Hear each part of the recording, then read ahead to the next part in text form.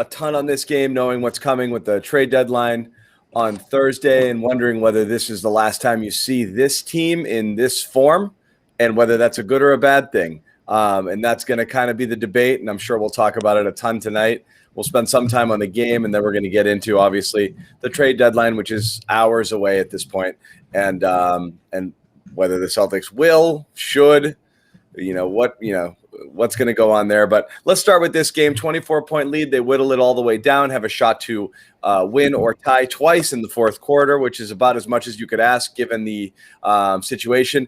In a normal season, guys, and under normal circumstances, a game like this would obviously be a check mark in the positive category. It's really hard to do it with this team because it just is kind of just another reminder of how frustrating they are. And I don't know. It's hard to take, like I said, it's hard to take away positives here because of what led up to this point where they did come back in the game, giving open threes, falling down early, just looking like a dead team, and then great push in the second half. So I don't know. Do you view this as more positive than negative that they came back in this one? It's just another frustrating. Yeah. Yeah, you nailed it right there. It's more negative because it's this pattern that just the Celtics can't get out of their own way. Can't play 48.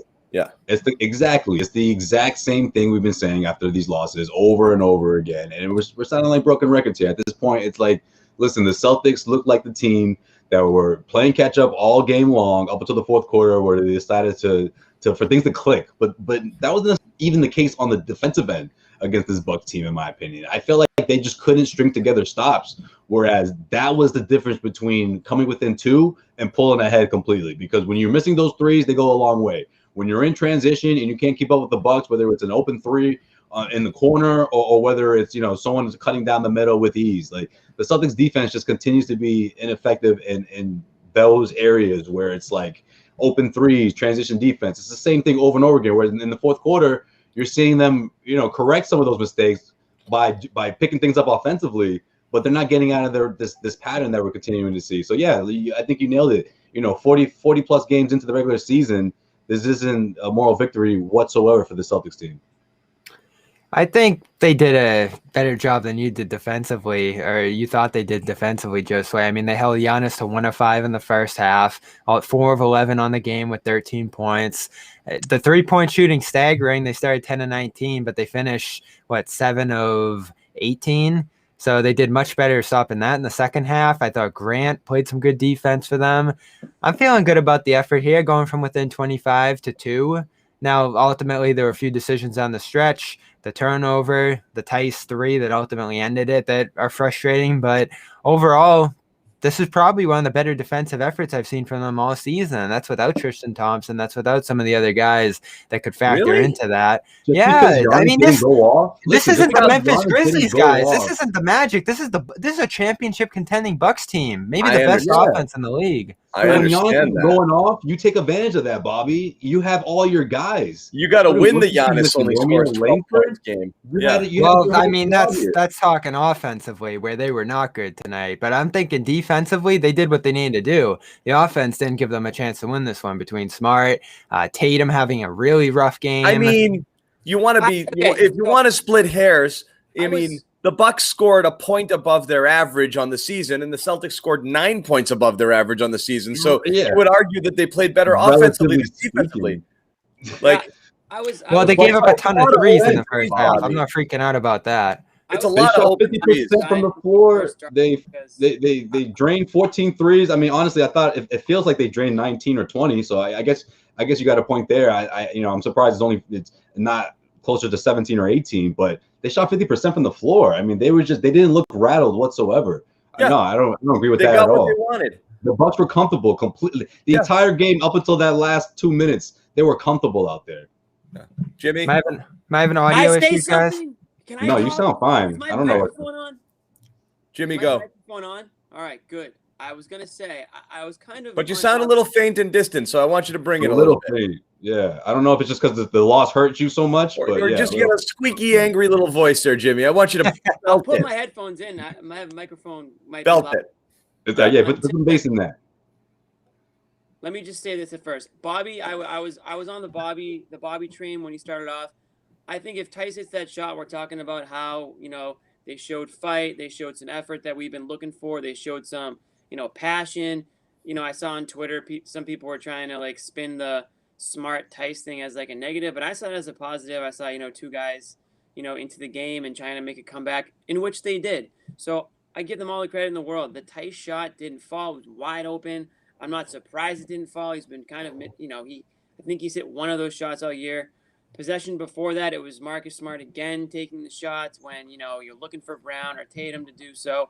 Kemba had the hot hand in the second half there. My issue is with the defense because I thought they just came out flat. In the first half, they gave up 70 points in the first half. And you're going to say that you thought this was one of the better defensive efforts. You have 70 points in the first half.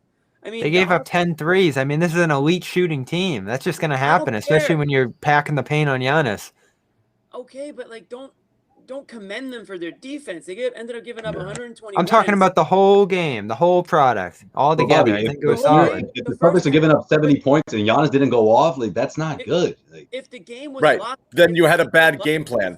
You shut down Giannis and you allowed 70 what the F points. happened, right? Like, well, Jimmy's beloved Pacers, who were supposed to be the darling of the East, gave up 140 on Monday, and Giannis didn't even play. I mean, this offense is again, Bobby. World beater. Are we doing participation trophies here? I'm confused. It's not abysmal, but it's not commendable either. I don't think. I mean, that's what kind of where we're at. They played. I guess at the end of the day, it was close enough to win, but I mean, they had to, claw back from 25 down. Otherwise, the Bucks did whatever they wanted all game long. I mean, it was. I don't know that there was a lot of positives, but you're right. The turnaround was spurred by a little bit more defensive pressure. They did make them a little bit more uncomfortable. And when they started to get into that lead, when they got it down into that 12, 10, 8 range, the defense definitely in that spell had turned things up a little bit. But I mean, on the whole, over the course of 48 minutes, I'd say they played horrible defense for 36, 38 minutes and played pretty good for 8 or 10. And that's hard to, I mean, I'm not giving them a pat on the butt. 40. Yeah, I'm just going by context. Giannis is averaging 31 over like the last 15. You're just cherry picking stats, Bobby. Bobby, you're literally looking. See, that's the thing, and that's the problem with a lot of people do this. You're looking at it as the Celtics against Giannis, and that you can't look at it that way because the Celtics have to be able to capitalize when Giannis isn't playing. They have to be able to capitalize when everyone is healthy, and at least the offense was clicking. I mean, listen, I give Grant Williams a lot of credit because he came in there and he got more minutes. I think maybe because it was when Shemi got hurt, maybe not, but he took advantage of it. Either way you look at it, he took advantage of it. He did a good job of getting out there to defend the arc. So did Robert Williams on those pick and roll switches. Daniel Theis a little bit as well. I thought some of those calls again, same thing, right? Some bad calls for Daniel Theis, with those personal fouls for sure. Even that last shot, Brooke was kind of up in him. Defensively, yeah, that's true. But defensively, I mean, listen, I want to see this team do this for 4 quarters or do it for 3 quarters, 3 out of 4. Like this whole, we're going to slack off for 3.5 quarters and try to pull it together. And try to win the game. This just doesn't work all the time, especially against a team like this. I think the play that stuck out to me as the story of the game on the defensive side is Rob getting left on Giannis at the top of the arc there, Grant creeping in a little too much, and Bobby Portis getting an open 3 on the right side there in the second half. I mean, Bobby Portis is shooting 48% from 3 this year. Are you going to live with Giannis going right at Robert's neck down the hole there? Is Grant going to creep in and give up an open 3 to that guy? This team's so good offensively. Everybody shoots. Even Giannis on some nights can hit his threes. I think relative to what they were playing, they did a good job. I don't know how we're saying it's an offensive issue. Celtics shot 48% from the floor and 40% from 3 with, I just don't know how we're looking at the offense as a reason that they lost this game. I'm looking at the way it's coming. The only problem I had in that fourth quarter with the offensive execution was just 3 consecutive threes out of that timeout. I just didn't like it. I know the last one went in, which was huge, obviously, the Tatum one. I don't think this game even comes down to the way it did if it wasn't for that. But I just didn't like that approach. You come out of a timeout. Again, we've been saying this all season long. When their backs against the wall, when there's 2-3 minutes left to play, all of a sudden it's like, okay, we have to start gunning for threes. And I hate that mentality for this team. Regardless of who they're playing against, it's the same approach, whether it's the Bucks or whether it's the Sacramento Kings. Yeah, I thought that was the ball game right there, and then they actually fought back from it when they survived it, right? When they survived that, because it went from you could have gotten it down to 5 and it turned into 11, and I thought that was it, and they did make their way back from there, which was again commendable because I thought that's where they'd lost it. And it was again, it was a smart three, which was the first one early in the clock. I know you hated that one. Then DiVincenzo comes back and makes his one. Then Kemba comes right back out, and Jackson early in the clock three. I thought that was it. And then they did it. I mean, again, you want to quibble the late game execution again. And this is going to be a story, particularly tonight, particularly because we don't know if this is Marcus Smart's last game. But again, you've got these Marcus Smart late game situations where, I mean, a three, fine, it's a good shot. But again, the two possessions there, Tatum and Brown, and Jimmy, you texted it. Tatum and Brown don't even touch the ball late in the game. And again, I'm not putting it on Smart. This is the stuff we got to get annoyed with Brad about. Like, how are you running anything late in the game and you don't at least get the ball into Tatum's hands early in the clock? It's baffling that that's the case. And it happened twice. And then you have Smart driving the lane into the trees and getting blocked. And thankfully that's going out of bounds. Then you have Smart throwing a terrible inbounds pass with 2 seconds left into Giannis's hands. He's lucky that he didn't just steal that and end the game right there. Like, the amount of things he did late there.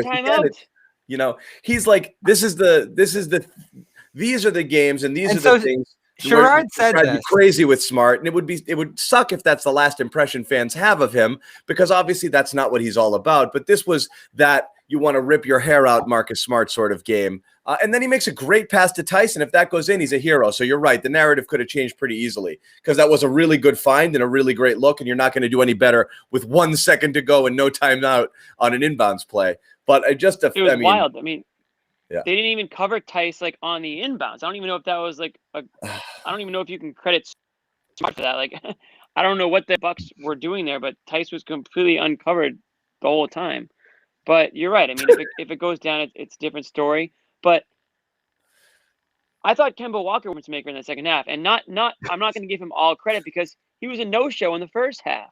You know, he was great in the second half, and I was crapping all over him in the first because I didn't even know he played.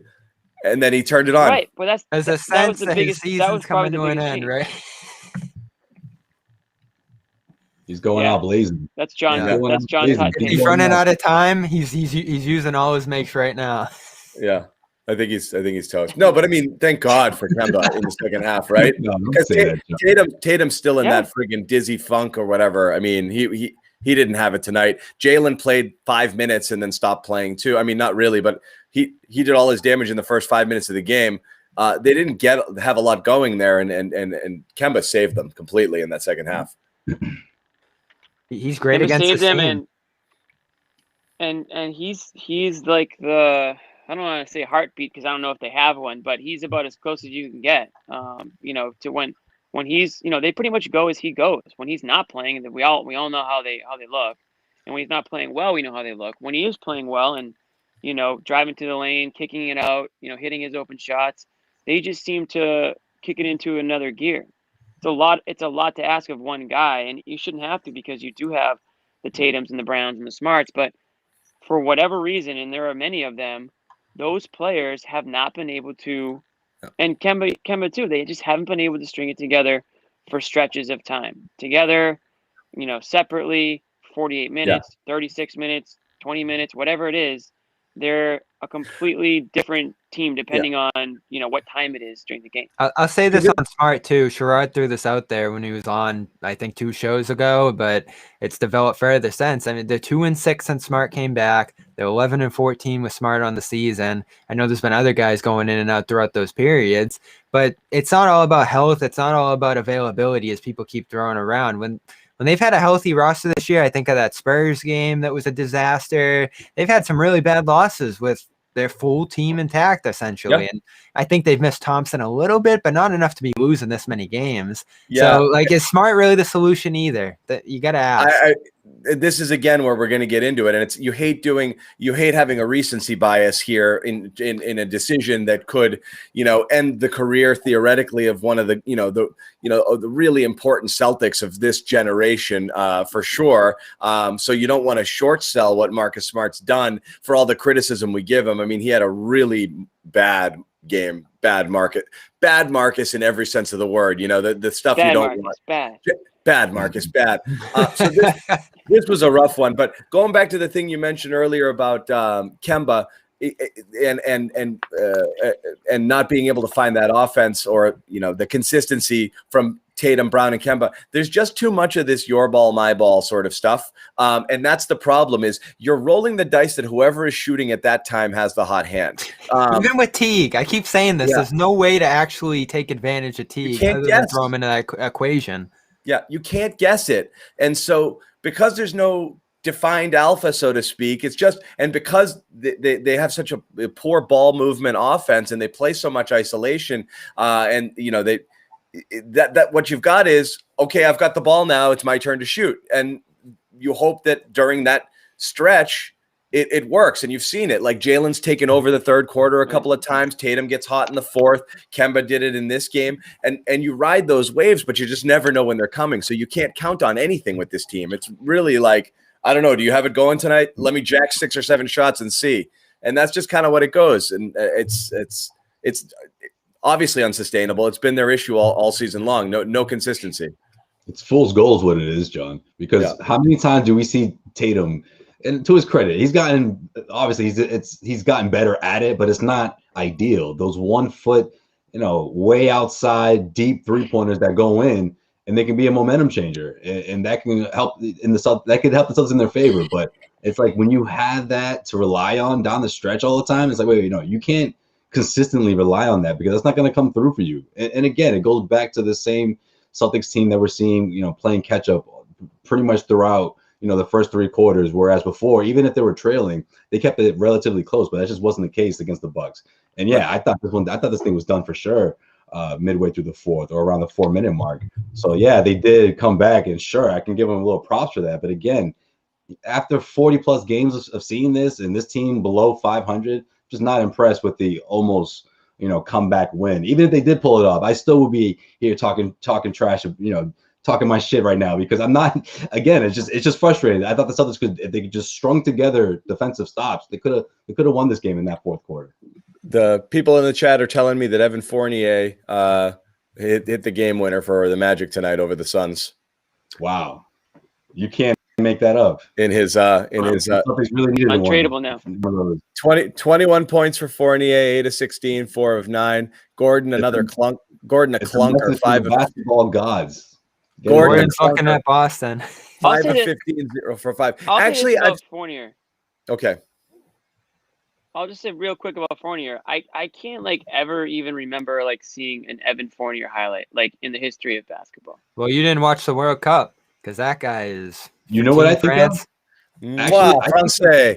Honestly, whenever I think of Fournier, I think of him crushing the Celtics at TD Garden. It happened a lot, throughout the last 4 years or so. He's not an athletic guy. He's a shot maker, but he's not he's not a guy who's going to be putting up highlights sort of buckets. Right. That being said, that's what I mean. He's not a somebody recently made the case. Everyone's we keep going back and forth on this Gordon thing, and again, where the Gordon thing appears to stand is a bit of a game of chicken right now, where Danny is offering what it appears is 1 draft pick and 1 young player. So it's kind of that comfort zone of what you're, Bobby, and what we've talked about, what you're okay giving up, which is 1 first rounder and a Neesmith type figure.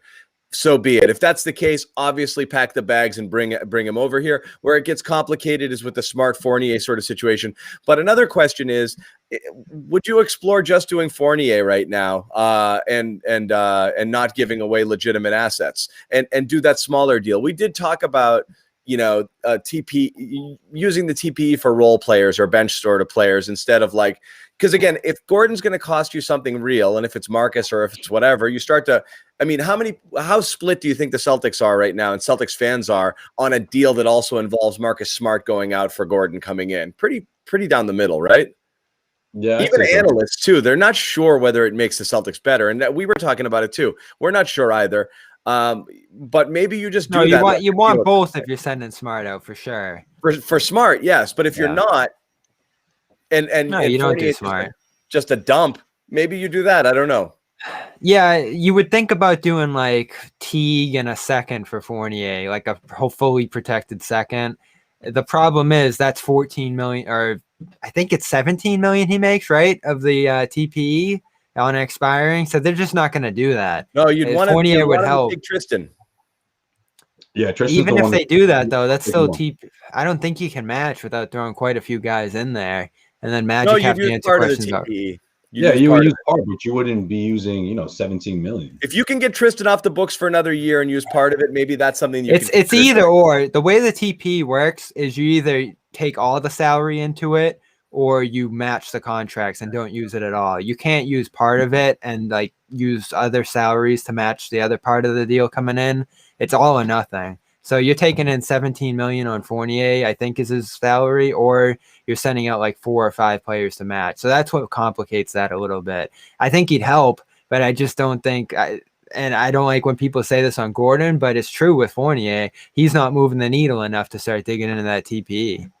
And he's probably leaving at the end of the year. You could be. So then you waste that much TPE on a guy who could leave. Right. So I don't know. The question now becomes, and so here's where we are. KOC went on the air, went on NBC earlier today, and he said that it's Celtics in Portland there, but Denver might be making that late push and willing to throw more things into the mix. In which case, Celtics would have to up the offer from whatever this is. And it's interesting because earlier in the week, the story was that they'd already put two first-round picks on the table.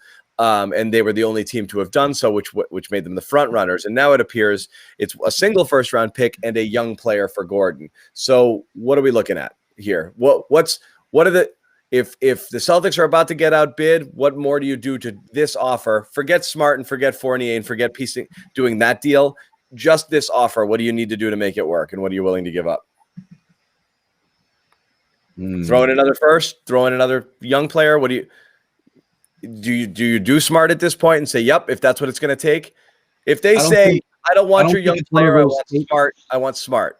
Yeah, I don't think Aaron Gordon is the one. I honestly don't. And listen, I'm not overvaluing Marcus Smart. I'm not one of those guys that's like, you can't trade Marcus Smart, but I'm not quite sure if Aaron Gordon is going to check those boxes. And I'm not saying that he necessarily has to be Marcus Smart, obviously, but we're asking him, or the Celtics are going to be asking him to be that two-way player that they desperately need, the upgrade that they need, that catch and shoot, that's going to be a part of this as well. I think that's what the Celtics are definitely looking into, because we all know that he's not the kind of guy who is going to, needs the ball in his hand all the time to score. I mean, in transition in the open floor as a defender, I mean, those are the reasons why the Celtics want to get someone like this. But I don't know if Marcus Smart is it. I think 2 future firsts, a young player. I mean, if that's not enough, maybe you take the lesser deal. I think maybe the Celtics consider targeting Fournier or maybe someone else. I'm not quite sure. I'm not ready to put Marcus Smart.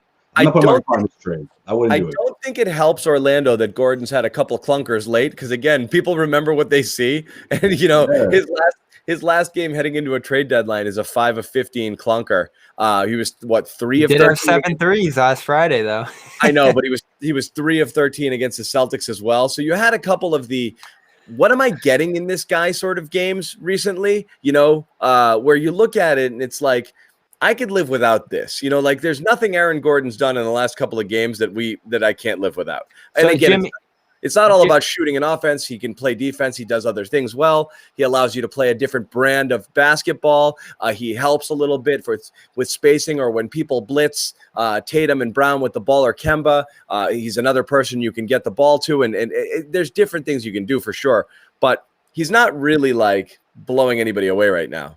I'll throw before Jimmy hits on Gordon, the way you would make Fournier work is Thompson, Teague, Edwards, Green. That would be the way to make it work money-wise. You've been on the trade machine too long, my friend. Way too many hours in the day. If you were in Tristan class Thompson, right now, the teacher would be scolding you. Yeah. Bobby, get off that trade machine right now. I thought I blocked that. How are you getting on that? So on Gordon, I've gone back and forth on this a lot, but I'm at the point where, and this, it's hard to. He's about to jump off the ship. He wants to trade. I'm at the point where I think the Marcus Smart era it might be over, and it's not really Marcus Smart's fault. I think again, it might have to do with some fit. It might have to do with, I don't know if almost similar to, like maybe his teammates have almost tuned him out. I don't know. I have nothing to base it on other than the fact that he's supposed to be like the heart and soul and everything of the team, but I still don't really see a lot of it out there. Even with him on the court, Bobby, you already talked about the record with him out there. The production has dipped, certainly in late in the games in the fourth quarter. And I'm kind of interested to see what else Aaron Gordon can offer on a better team. I mean, let's not forget, this guy has not really had great teams, great guards around Better him. team. A better team, yeah. Very loosely That's stated. the thing, yeah, about the offense. I'd like to see what Aaron Gordon can do with better players around him, like Kemba Walker or obviously Jaylen Brown and Jayson Tatum. And I think what Gordon can offer is athleticism, obviously, a force down low. I think he can maybe open things up by forcing defenders to sort of collapse on him when he is, whether he's driving to the hoop or whatever he's doing. I don't want him to end up being a player that just turns into a shot chucker, because we know the type of shooter that he is. So if he's going to come to Boston and just take on that role, then the grass might not be greener on the other side, and it might just end up being a bigger Marcus Smart. I want to see a Gordon who's, showcasing what he's good at, which is playing above the rim and being athletic and being aggressive. Contests. All right. Dunk contest. But by being that type of guy. Not winning them. He's never won won one. a dunk contest. Can I share my screen? I got a really good one here in the trade machine. I'm gonna pitch to you guys. Okay, Bobby. Let's see it. If this is trash, we're gonna let you know about it. All right. Share So screens? we've talked about the issue If you're in the studio portion of it. Gotcha. We've talked about the issue. Are we seeing my screen yet? Not you, Jimmy. I think you got to Nope. call it up, John. Yeah. Me? I don't Yeah. have that power. So we've talked about the issue with the Celtics possibly not bringing in a point guard if they do trade Smart. We've talked about the Magic possibly not wanting Smart. And we've talked about Danny going to a third team for picks to facilitate this thing a little bit. With the Thunder, who have about 35 picks I love in the this. future, would they take Marcus Smart as we've talked about as like a tone setter, like a leader for a young team? Take Nesmith too as like a first round player. Send Thompson to the Magic as a salary dump, along with one Celtics pick, like 2 Thunder picks, because they have a million picks that they don't need from the Clippers and Heat and whoever else, and just overload the Magic with picks to take Thompson, dump Gordon, get Hill to Boston, who's an outstanding, rotation point guard. And I think you make all 3 teams happy here. This one would be tough to swallow for the Magic, but I think if they get 3 or 4 first-round picks out of this one, picks, yeah. they'll walk away happy. Hey, if, 3 or 4? There better be some picks in there. Jeez. Well, no, not from the Celtics, Jimmy. I think you'd get like 2 of the Thunder own like Clippers picks, Wait, Rockets what are they picks, giving? Heat They're picks. giving Gordon and what? They're Just giving Gordon. just Gordon to the Why, Celtics. they're going to get 4 first-round picks for Aaron Gordon. Well, 2 from the Thunder, 2 from the Celtics. What are the and Thunder Celtics getting? to dump What in are Thompson. the Thunder getting of value to give up 2 picks? Yeah. I was gonna say. Smart and Nesmith. No, that's not 2 first-round picks. No. They have like 35 picks, John. Doesn't They got to matter. use it on something. No. Marcus Smart goes back to his old college stomping grounds. Maybe the fans get fired up for that a little bit. Joins Horford. I'm all over the map on Smart and have been my entire his entire Are existence. you trading him for Gordon? Yes. Yes, I am. But I mean, I think you can get the deal done without it. I figured everyone knew that already. But I mean, I'm only doing it because I have always been in the camp that You're not gonna sign him. No, I just think his value is is he underrated or overrated? And I've always been I just think it's more legend than it is real. And a lot of people totally disagree with that. And I get it, because there are moments where I'm like, am I totally wrong here? That's not true in the past. I mean, that's just how I he's felt. done I can't. Well, let's talk. Hold on, real quick. Let's talk about legend though. Real quick, and then I'll cede the floor here. You know, Bobby, how we always talk about like Rob Williams mistakes and can you live with them? I think there's more about Marcus Smart that's hard to live with than there is the positive, and I've thought so for a long time. He is just an absolutely dreadful shooter. He makes horrible Mhm. decisions at really bad times. But you have that intangible factor. And the only reason I'm not like 100% on this is what people say about him. You have the players say about it. He's our heartbeat and this and that. He means a lot to a lot of people. So I have to just say, okay, it probably is true then. But from what I see, I think he does way more that hurts you than helps you. And I mean, we're talking an entire career where he's a 37% shooter from the floor and 33% from the three. He's just a brutally tough offensive player to live with. It sometimes just takes way too many shots. And I just, like I said, I've never thought he's nearly as good defensively as his reputation suggests. He's not a great one-on-one defender. He's scrappy, he's gritty, he's tough, he's got all those things. It's just, I just don't think when he's gone, ultimately we'll be like, oh, we're missing all of those things. Unless if this team is so mentally soft that they need someone to constantly kick them in the butt. They are, John. That's problems, exactly what I'm about to. Yeah. But Josue, their problems run way deeper than one guy in there to remind them that, like, hey, go out there and make sure you do the thing you're paid millions of dollars to do. If you've got that, if Smart's the only person in the world who can motivate these guys, they're screwed regardless. So I just don't know I don't know how big of a need it is. Listen, look, when you say the Smart legend, I think what a lot of Celtics fans don't completely, or some of them do actually, they don't completely realize or understand is that it's not just about what happened, what people are saying in Boston. It's across the league. I think that whether it's intimidation or whether it's pressure or whether it's just attitude, that reflects against opposing teams as well. Like, I think that strikes a little bit of fear, whether it's late game execution or whether it's in those fourth quarter stretches, that gives the Celtics an advantage. I don't know how significant it is. I agree with you in the sense that a couple of years ago, we thought it was way more significant than it really is. I get that. But at the same time, I think that motivation in the locker room goes a long way for the Celtics team. As the defense continues to struggle, I just think trading away Smart, again, for Aaron Gordon, that's the thing here. If you're bringing in someone like Aaron Gordon, I'm not quite sure he's going to be able to, that offense is going to outweigh what you're getting from Marcus Smart on defense. And look, as a playmaker, like, that's a part of Marcus Smart's game that we don't talk about enough. I think Bobby brings it up every now and then this season, but he's improved in that aspect of his game. Yes, but he's the best passer. It's not an accident that, Josue, the thing you said I think is perfectly right. And I want everybody else's take here, but I just wanted to follow up there. That thing you said is dead on. It's a couple of years ago in the Legend of Smart. Smart is clearly the type of player that's more valuable to a very good team or a deep team or a team with a lot of talent. But when he's asked to do things out of his comfort zone, you see too much of this, and then you see more of his warts. And I think that's why this year people are getting that less shiny version of Smart. When you've got Gordon and Tatum and Brown and Al and all of these guys who can do all of these different things and score, great. It's awesome to have that spark plug guy who's in there diving for loose balls and kind of keeps you honest and adds that little energy boost when you need it. But you're asking for him to be your primary playmaker and pick up some of the brunt of the scoring, and it's just not.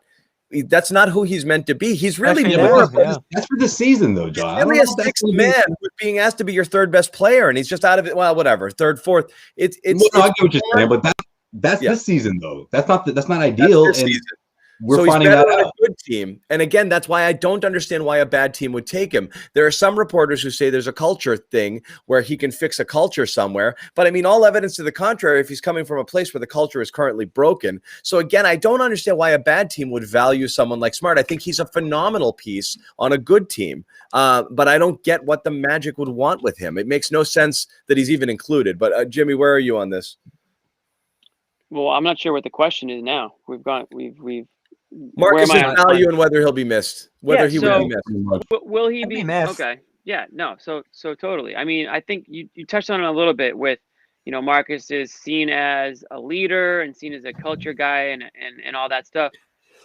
I don't know how much of that is just romanticism and, seeing what he does on the court and just assuming that he is, this stable presence in the locker room off the court.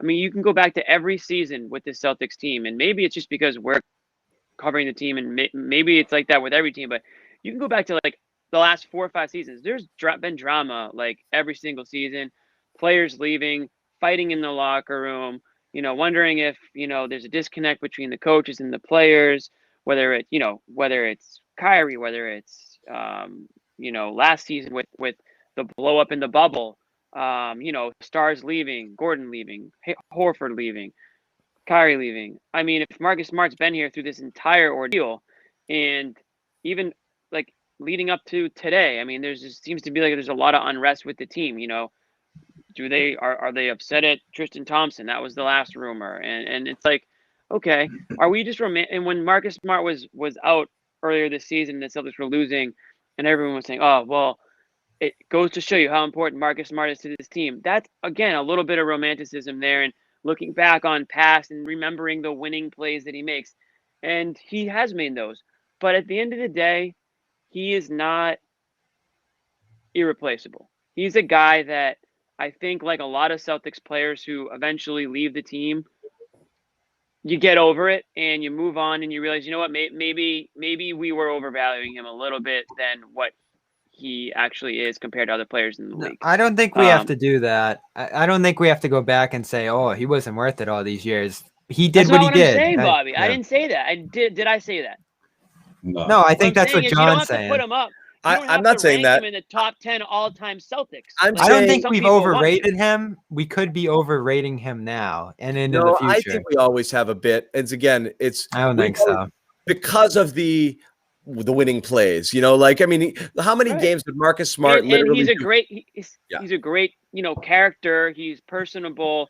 He's easy to cheer for. He's been through a lot, in his personal life, and you sort of watch him grow up here, and there are certainly attachments to that. And I think like Toronto's even going through something a little bit like with Lowry and the fact that he might be traded. I'm not comparing the two players, but I'm just saying there's an attachment there that you have to sort of try to look at it from all different angles and say, okay, well, can the Celtics recover, or can they actually get better? Of course they can. That's the answer. Exactly. Yeah, that's the answer. The definitive answer is they can. The question is, are you getting anything that's making you?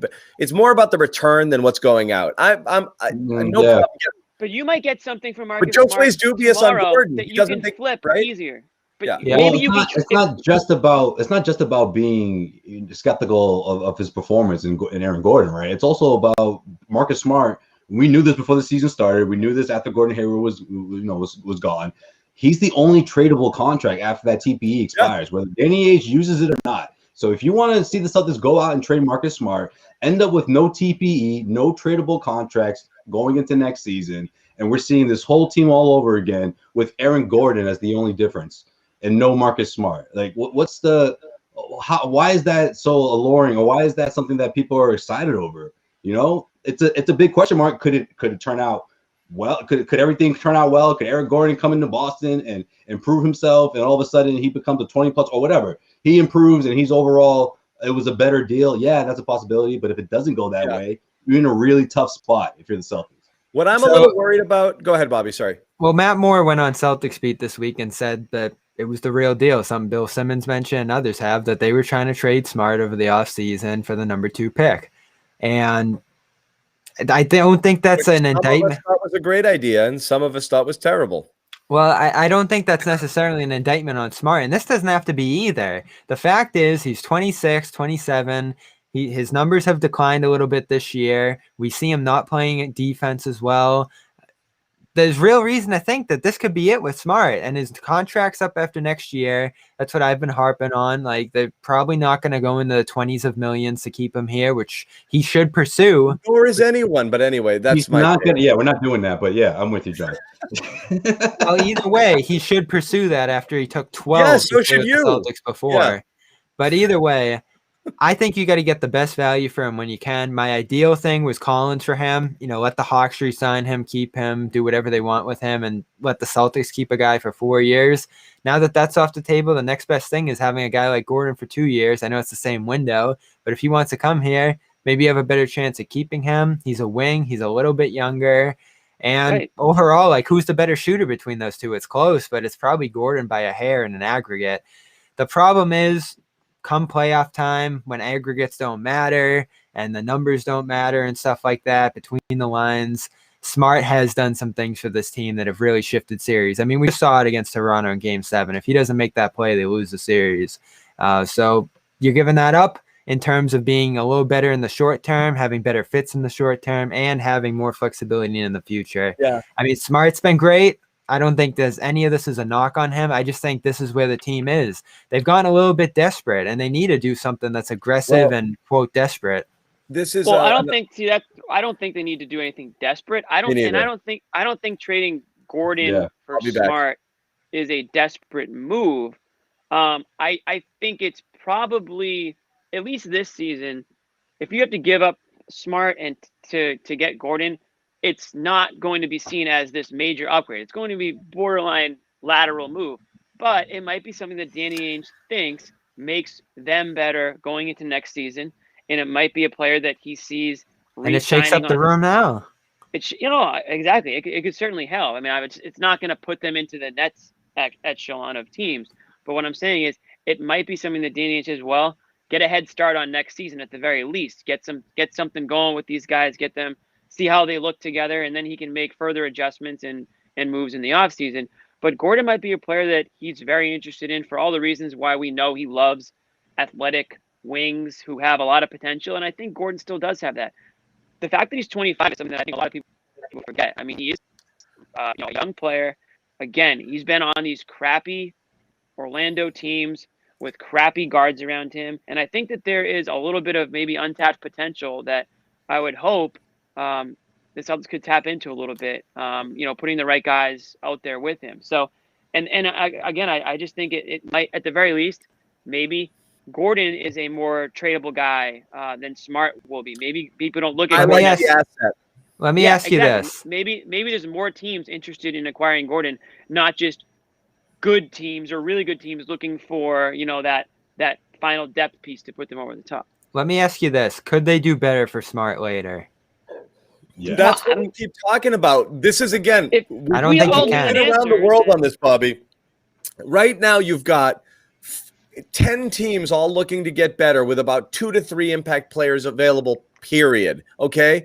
And so, obviously, now you're in a bidding war, which means you're going to probably overpay for this. And you're right. Could you get more for all of it? Again, Jimmy's been making this point all season. If Rob Williams plays himself into a place where he's like a legit stud by the end of the year or a piece, how much does his value increase over what it is after 40 games right now? If you get anything out of Romeo, if Neesmith starts to play and you see something, or if you, or whatever, all of it's not going to happen. I'm saying theoretically, the value Romeo's of your alive. pieces. You know the value of your pieces now. They all, many things could have great more value later when you're not competing with as many people all at once for such a small. That's pool. true, but is Smart going to have more value later? You can't match contracts. I mean, like that's where Smart comes into play in that scenario. And That's true too. To your point, John. Not sign and trade Smart. They're not going to be able to do sign and trades this offseason. I just the Tatum contract just blows them past that hard tax that would go into place. To John's point, though, like those Romeos and Neesmiths, shit, if you can couple someone like that with Marcus Smart, then all of a sudden that package deal gets a lot better, right? You throw in a first-round pick, it gets a lot better. Again, maybe Aaron Gordon right now is the best the Celtics can do, but next season, or during the offseason, maybe those values go up. One of those guys. Well, yeah, let's consider this too. You compare that with the draft picks, the future first. Let's consider this too. If you trade Smart for Gordon straight up, that matches, as Josue just said. There's no TP involved whatsoever in that. Now you go into the tax. Do they want to do that? I don't know, but it would leave the full TP in place for the offseason. So that's another value of trading Smart, as he just mentioned. You wouldn't even have to touch a cent of that TP. You'd have the full $28 million for the offseason. And are there any limitations to Gordon trading better be your Gordon? guy then. Once you acquire him, can you? No. Over the offseason, they'd be good to trade him. Right. So it's again when you were talking about value. I think I know John agrees with me. I don't know about you guys, but Marcus Smart's value I don't think will ever be much. I think we know who Marcus Smart is. I don't know if his value is going to increase a ton over the rest of his contract. I think he's worth. I'm not saying he's not worth his contract. I just don't think that he's going to turn into any different of a player than what he kind of is. He has improved in his playmaking, and I think that's probably where he's going to, I think he's. I mean, I guess I'll use the word peaked, but I think he's probably the player that we all know him to be. I can't imagine his worth going up or down a lot either way over the course of his remainder of his Celtics career. So if he's worth Aaron Gordon, then that's probably the type of player that you're going to get in return for Marcus Smart. Now, if you want to include picks and all this other stuff and add these other, assets in a deal for a bigger player, then that's the risk you take by holding on to him. Well, but you can theoretically include Gordon in that same trade. Does it happen? I think no, and not because the Celtics don't try. I think the Celtics are going to get flat out bid because other teams have more attractive things to offer.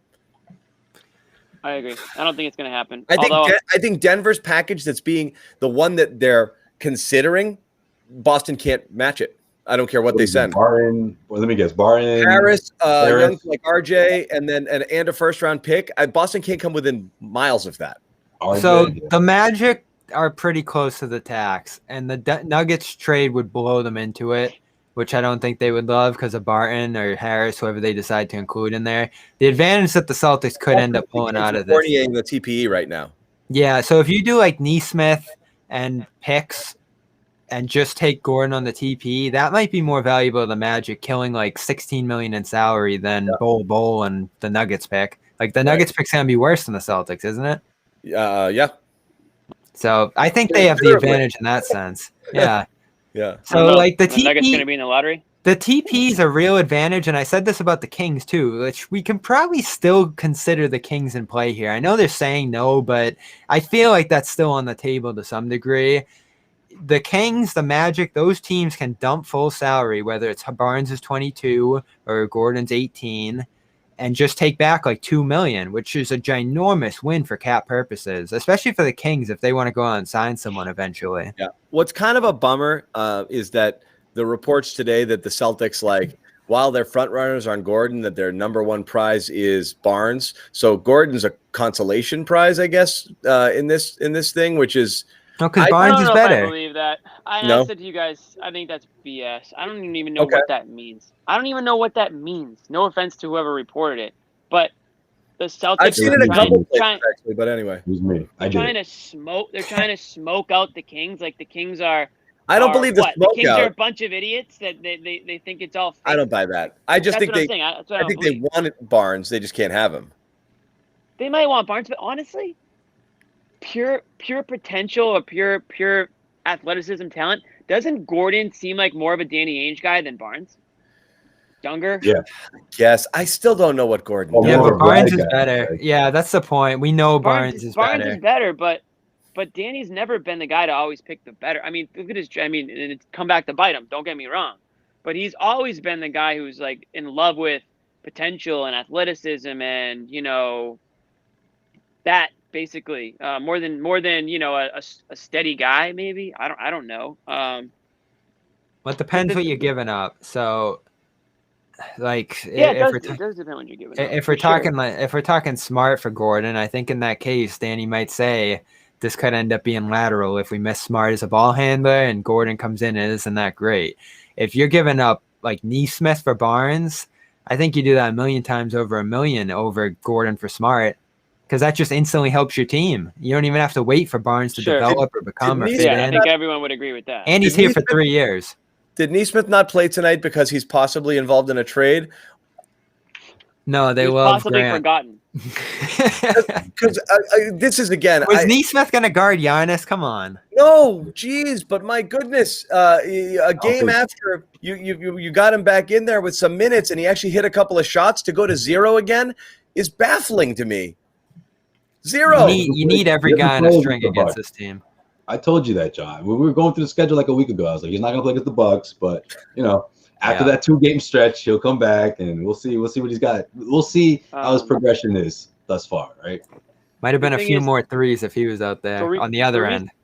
The reason why I don't think it could happen is not so much that, like, if the Celtics really, really, really wanted Gordon, I mean, I think they could make it happen, but Danny Ainge isn't going to overpay for Aaron Gordon because he doesn't feel the way he doesn't feel the way Bobby feels. I'm fully convinced in that. So That's why I don't think it's going to happen, because So he's what, not like, going to make a trade. He's not panicking. He's not going to make a desperation trade. He doesn't feel like he needs to make a trade to save the season. So that's why, I mean, if the Magic were looking to play a ball and meet them, kind of where they wanted to be, then I think they would make the trade. But if the Magic are looking to, play hardball and try to get every last drop out of a trade for Gordon, then you're right. I don't think the Celtics end up being the team that does it. well, why is Woj out here and all these people saying the Celtics really want him? Like they want him so badly. Ooh, Gordon? Yeah. Like, if you're not going to give up what it takes to get a player in a trade, especially at this point where you really need to shake up this roster and add stuff for now and in the future, like, what are they doing? Like, they aren't in an advantageous position anymore. They have to give up value and go get a guy. That's where they're at. And you can keep saying they don't have the pieces to make it work, but at the very least, it has to make you better. the thing we don't think about is, what's the cost of doing nothing? It has to make you better today, right? If you're not even sure it makes you better today, and you give up future assets that you could theoretically use in other trades, what are we doing? If people are still torn on whether shipping out Smart for Gordon is bad, plus you're also going to give up a young player and a first-round pick, why even discuss it at that point? If it's a lateral move and you lose more assets, you're gaining nothing. Because of what Jimmy mentioned, you need an asset for the long term. I You need agree a guy with that you that. can invest and grow in. Yeah. Like, this is the thing. They have a clock here. They can't just sit back and say, "Oh, we'll wait a couple years and see what's out there." The TP expires, Smart's gone, Theis gone, all the stuff that they could use right now and put together. Even your pick, which right now is in a better position than it was before. You know what bugs me the most? And you're not wrong, but the Gordon thing popped off early in the week, and it was like, okay, they're close here. What's been depressing since then is there's been no momentum towards this appearing to be a deal that they're going to get done, and then no other names have popped off. In fact, names are falling off the list, like Barnes and Collins, and nobody will even say Lonzo's name.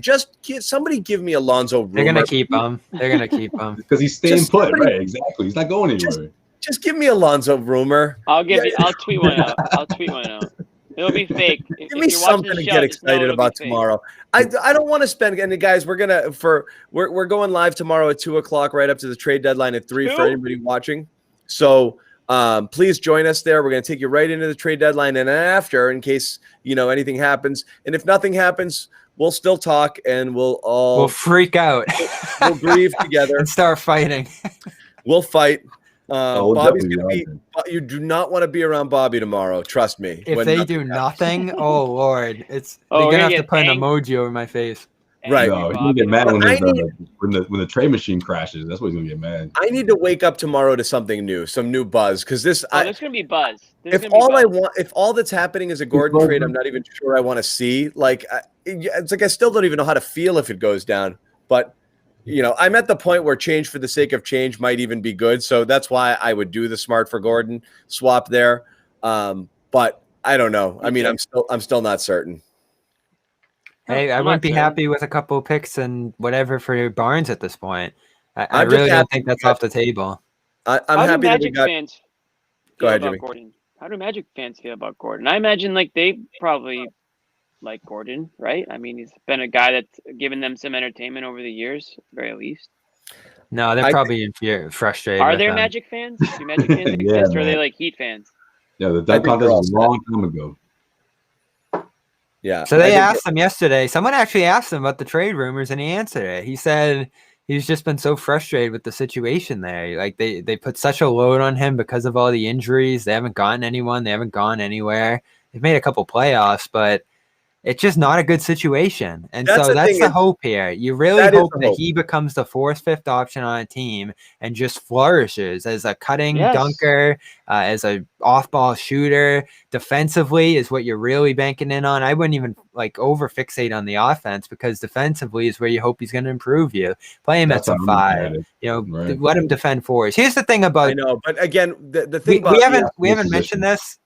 And it does matter. Smart's 6'3", 200 something.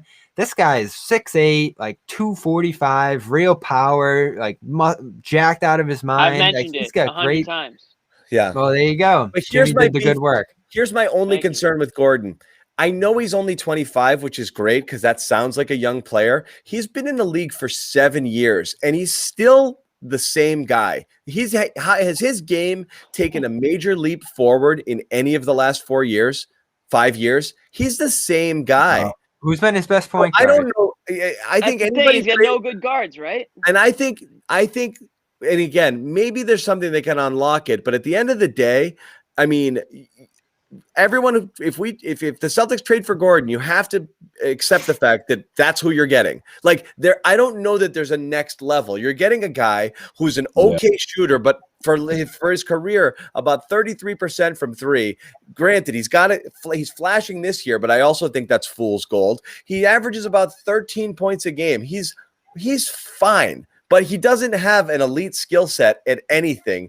What's Marcus Smart's elite skill set? He doesn't have it either. That's the thing is. How about the 20th pick in next year's draft? What's his skill set? Right. So you're trading. You're trading either for fit or for projection, but not for any sort of guarantee. Or asset management in the future. I mean, teams around the league obviously like this guy and want him, and there's been buzz around him forever. And if he really starts to flourish in Boston, that's your next step on the ladder toward making the move. And I've said this over and over again. You don't want to go into the offseason with $28 million of that TPE intact for various reasons. You want to have part of it to use and part of it in the bank on a real player for salary matching purposes. Like, there's lots and lots of limitations on this team in the offseason. They're going to make it extremely hard to get the full value of that $28 million. So, like, everyone keeps thinking they can wait. The team keeps saying, "Oh, we're going to wait," and I just look at their books and their situation and say, like I said, "I'm doing it if it's there. I'm doing it if it's there," and then you hope for the best. I think he's improved his passing. To answer your question, when you make trades, good short roll passing. That you've given up something because you're going to get something of tremendous value in return. This is one of those where you're like, I hope this works out, and it's a little bit of a Hail Mary sort of trade. That's all. And let me hit on, I'll throw this to Joe Sway. This notion that, they shouldn't do anything because the team's not trying hard enough or they're not invested. It's not worth giving them an improvement. Like, come on. That's not how you manage a roster. They, in the offseason, said, we're going to kick this move down to the deadline or next offseason, see what the best available option is, and go with that. The possibility that they could just end up doing nothing is not fair to the team. It's not fair to the coach, and it's not fair to the future roster. Are you about fair? You make a deal if it's a good deal. You don't make a deal because it would be mean to Tatum to not make it. Like, it's either a good move or it's not. Life isn't fair, Bobby. That's it. The trade. You think the trade is favorable for some reason, or it's not. That's it. You don't just make it because you have to.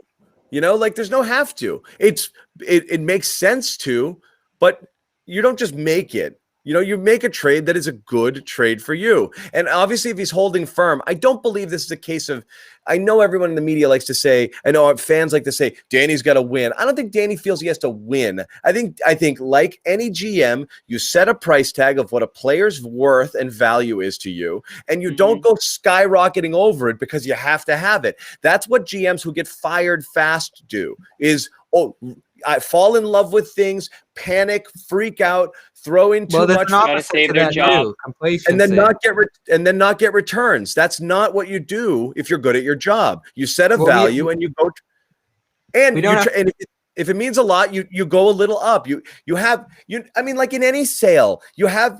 Here's my first offer. Oh, okay. I can give you a little bit more. Like, Danny knows where he's willing to go with it. But if Denver blows them out of the water, I mean, is Danny throwing everything he's got into this deal? Probably not. Well, is Denver going to throw RJ Hampton into this?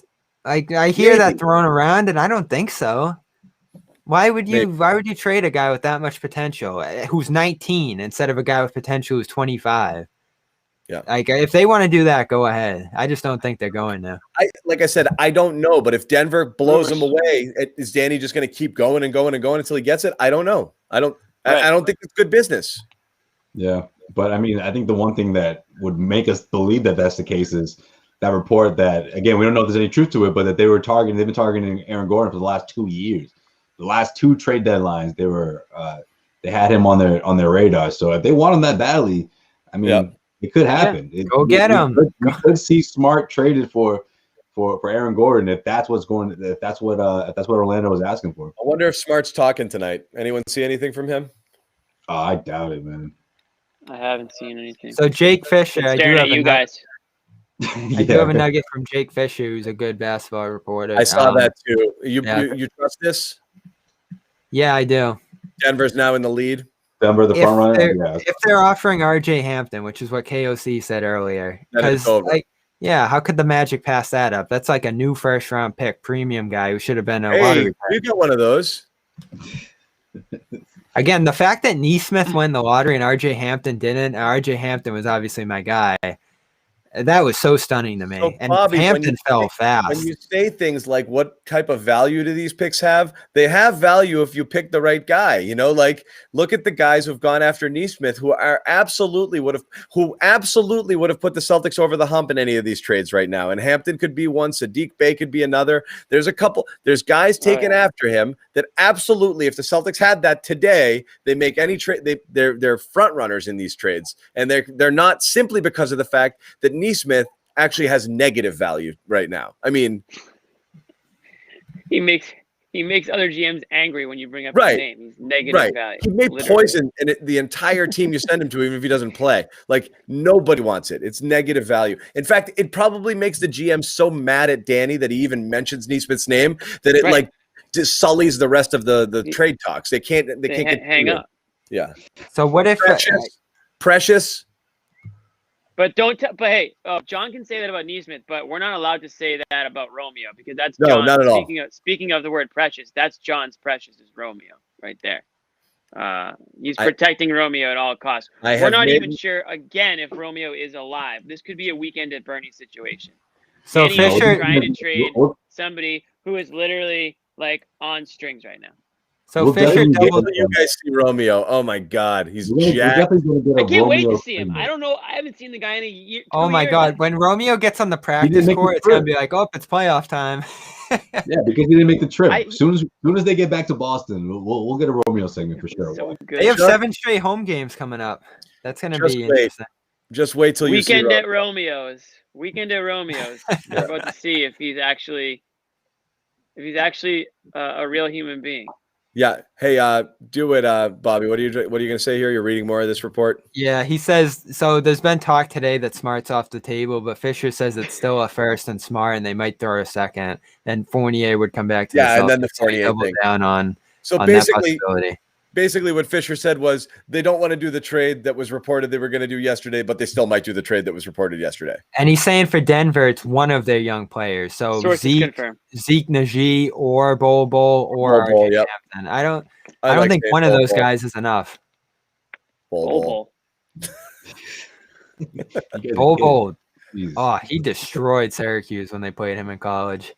He was really good at Oregon. I'm ready to do the trade. If the trade was available now, I'm ready to do it. But yeah, I'm ready. I'm ready to get the shot. Yeah, I'm ready just do it. I told you guys that I pulled up YouTube. Reschedule. If anyone at home watching is a little bit on the fence, just YouTube Aaron Gordon highlight reel and just only watch those. Don't watch it. Those are great. I might break down some film tonight. I'll dive in. And you'll be totally convinced that this is the right idea. Somebody give me more names, more rumors, guys. You want me to fire up the trade machine? I'll do it. No, I don't want that. People's trade machines are making my head hurt right now with the dumbness of some of these trades. But mine was pretty good, wasn't it? Give me a little credit. Except that Oklahoma City was getting nothing and giving up everything. Yeah, that was the only part. Smith, that's pretty much what people want Orlando to take.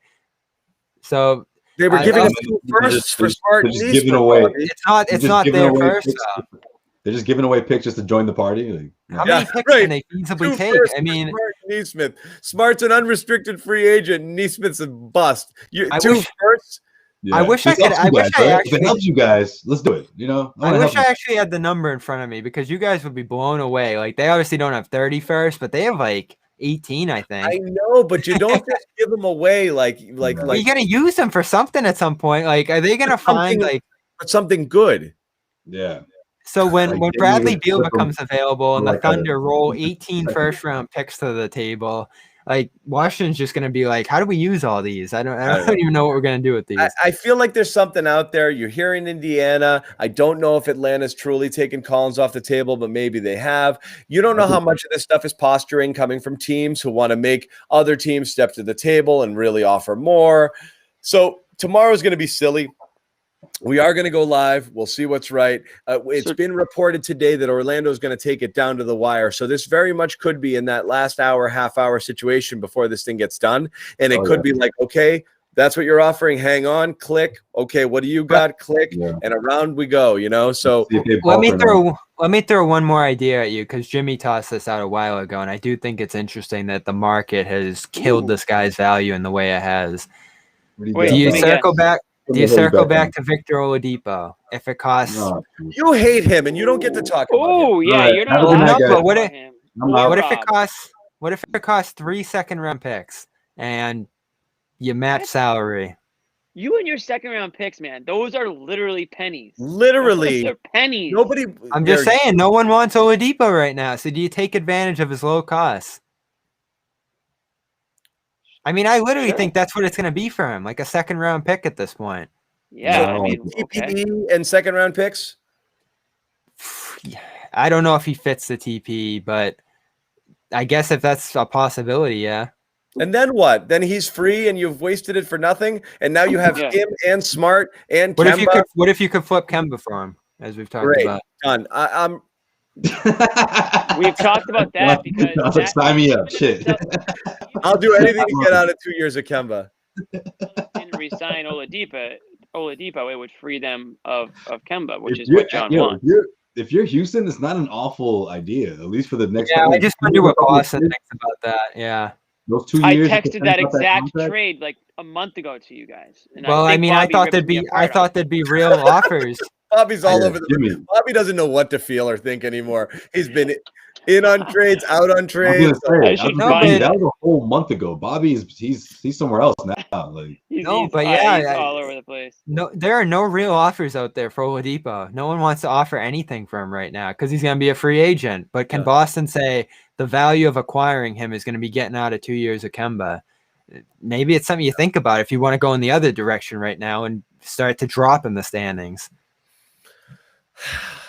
I don't know. Like I said, I'm all for selling parts, especially ones you don't need for next See, year. you can trade Kemba, John. Anything you is can't trade possible. Kemba, but you can trade Tristan. Maybe you can trade Smart. If you're not signing people next year, and you can trade for either future assets or anything that you can use in the future, I'm for that. Even if you don't necessarily improve now, but Hold on, can we? Again, I hate to wrap it, but we're gonna wrap it. It is we're up over an hour here, and we are going live tomorrow at 2. So a phenomenal night. I know obviously everybody out there is super interested in what's going to happen. We've had up to 12, over 1,200 people in the stream at one time here, which is amazing. So please come back tomorrow. I know it's a work day. It's the middle of the day. We will be live at 2. If you haven't subscribed already to our YouTube channels, do so. You'll get notified. Yeah, pop on the headphones. Don't let the boss know. Have like your Excel spreadsheet in the next, in case he walks by. Never mind. You can't do Kemba for Oladipo. So scratch That man's that. playing Gallagher. Why not? So He doesn't make enough. Hey, so Sorry, that we're was a going little live at Marvel at what time? 2:00? 2 to 3.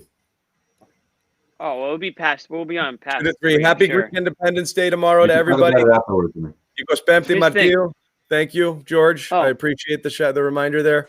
Happy Greek Independence Day, John. There you go. I'm gonna try. Listen, I'm gonna There you go, try George. to see if I can get on it too. I can't make any promises, but I'm gonna give it a shot. Okay, cool. It's cool. We'll see. Sharad's gonna dip in. We may throw some other smart people. Bobby likes smart guys. I like to kind of keep it. I don't like people that are that much smarter than we're me. anti-smart. We gotta have some information here. We can't just be spouting. I mean, I No, just I'm just gave a kidding, wrong Rick. trade. I'm just here to yell. But I yeah, just like spouting things. It doesn't really matter if like Kemba for smart. Like, let's talk about it. We don't need to know if we didn't want to know that it couldn't happen, Bobby. We didn't ask for that information. Hey, well now you can use them in the TP, so you can start dreaming of that. my boy Mario in the chats. John from Zilla. The Greeks are coming out. Where's Zilla? What's the move, John? What's the celebration? What's the plan? Besides working, the plan tomorrow is like any other day. I think sadly Greek that's food? about it. I may go. I may take a ride to Sophia's in Belgium and in Belmont and get myself some Greek treats there. No, it's a little shop. So thing. What do you pick up? What's the spinach? I always forget the name of it, man. That spinach appetizer. Spanakopita is the name, but Yeah. spinach. Yeah, it's a Spinach good stuff. pie. That's good. That's my stuff. That is good. One more thing from Matt Moore, who is pretty close to the Nuggets too. He's in Denver. He doesn't think the Nuggets have progressed or gotten aggressive enough on Gordon. So I just think everybody's waiting to give like the least they possibly can for him. So after all this time, after all the reports we've heard and all the rumors and sources, we're sitting here almost 12 hours until the deadline, and we all know absolutely nothing, which just goes to show you how crazy this and silly this whole trade season is. We know that we're playing Giannis Antetokounmpo. We don't know what we don't know. I'll say this: Kyle Lowry's Independence Day, and we have a lot of friends out there who like Greek food, so we know that much. So looks like Kyle Lowry's gone. I don't think I know We get to much cover about this Greek team. food, John. We get to cover this matchup all over again in a couple of days. So. Yeah. So last thing I will say, just because it's been bugging me, we didn't spend enough time on it, and I just saw the final stat on it. Rob. So now Celtics went scoreless for $132 to end the game. When they had chances to tie and take the lead, and Jayson Tatum and Jaylen Brown did not touch the ball a single time in the last minute and 32 seconds of the game.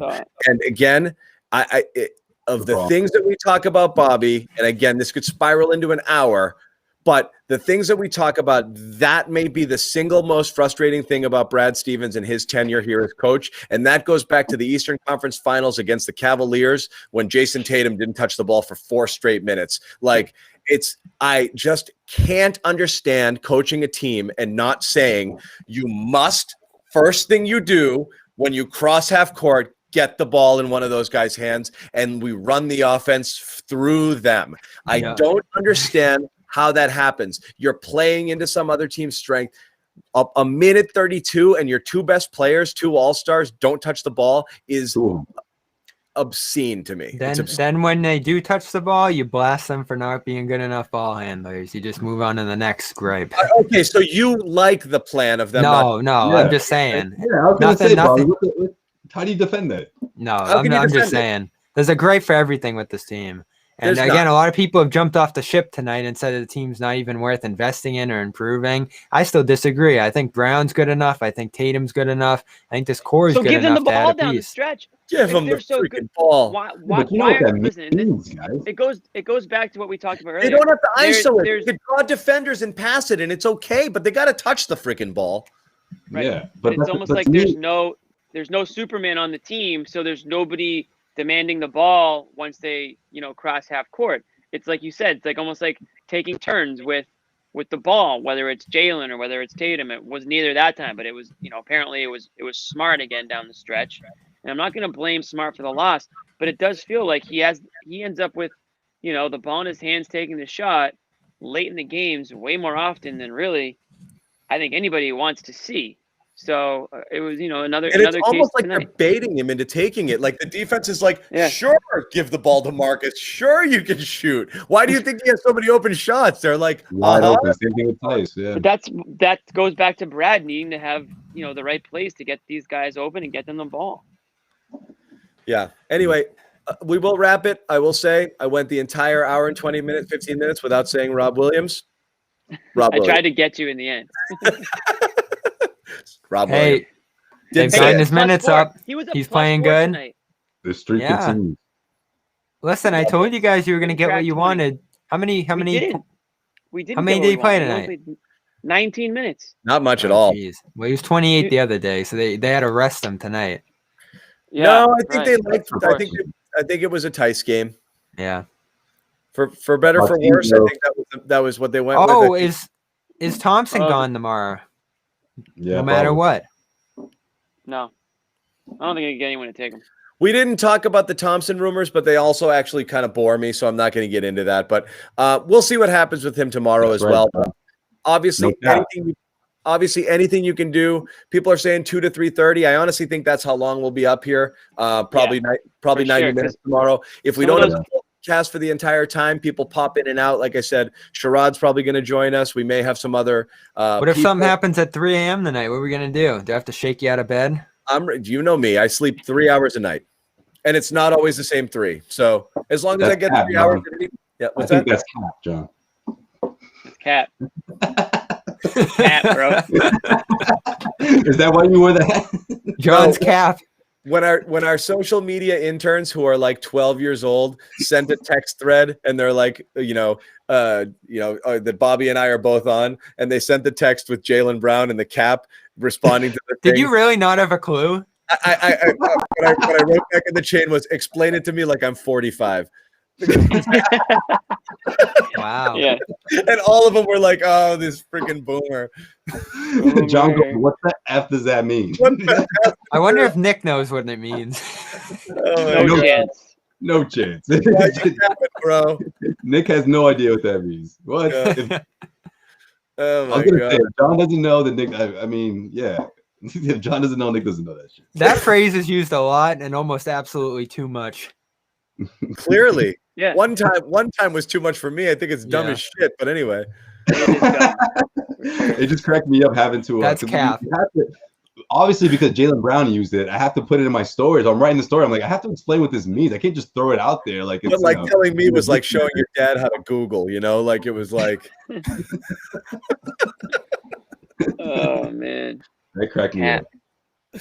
That was Yeah. like when the James Harden rumors were going like crazy before he was traded, and he posted a video of him like unscrewing a bottle cap, and everyone's like, does that mean cap or no cap? And then like it just went back Oh, and forth.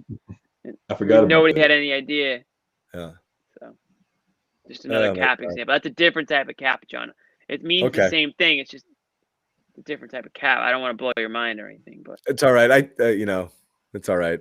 The other things were like my vision's going too. So I was looking at it. I was like, is that a hat?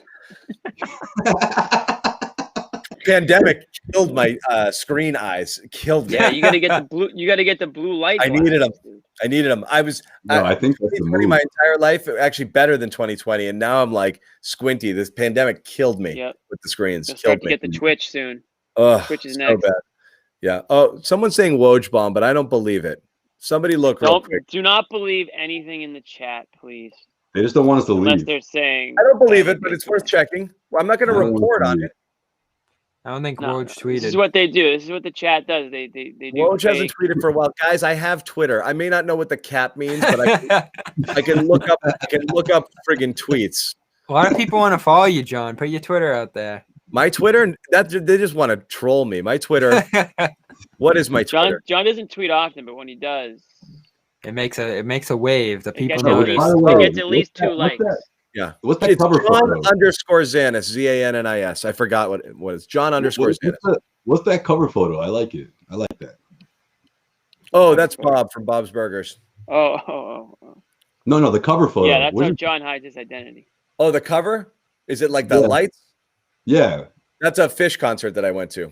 I thought it was Coldplay. I was gonna ask you about that. It looks like No, Oh, Coldplay. you're a That was from a show that I went to. It's just a cool looking picture. That's just Oh, funny you because went that's to two a Fish completely concert, different, huh? two completely different Dude. bands. So I was off on that. Yeah, no, that's fine. Confirmed fish It guy. looks like the Coldplay show. Yeah. Woj for bomb. jar Neesmith pickles. for a jar of pickles. There it is. How Thanks. many pickles? Because That's that what we might couldn't actually find. determine That's whether an it's awful worth it or trade. not. Terrible trade. Yeah. Terrible trade. All right. So, guys, again, tomorrow, 2:00. Again, thank you for hanging out. Celtics lose to the Bucks. Moral victory, frustrating game, possibly Marcus Smart's last game. Keep an eye on your Twitter. Literally anything could happen. And I swear, if we're still awake, we're jumping live if something happens at 2 or 3 a.m. Bobby, I put it on. It's on you to wake me. Now, if it happens at 8:30 a.m., you're gonna have to shake me out of That's bed. the opposite, right? Yeah. Like my I'll be tough up. window We'll be up. is like 2 to 6. The rest of it, I'm around. Yeah, don't wake me up. That's the I'll only let window you you're not guys going to handle find it. me. Yeah. Those are John's sleeping hours and 2 to 6. Jeez. Let's go, guys. Let's do something big tomorrow. Let's get creative. Let's get funky.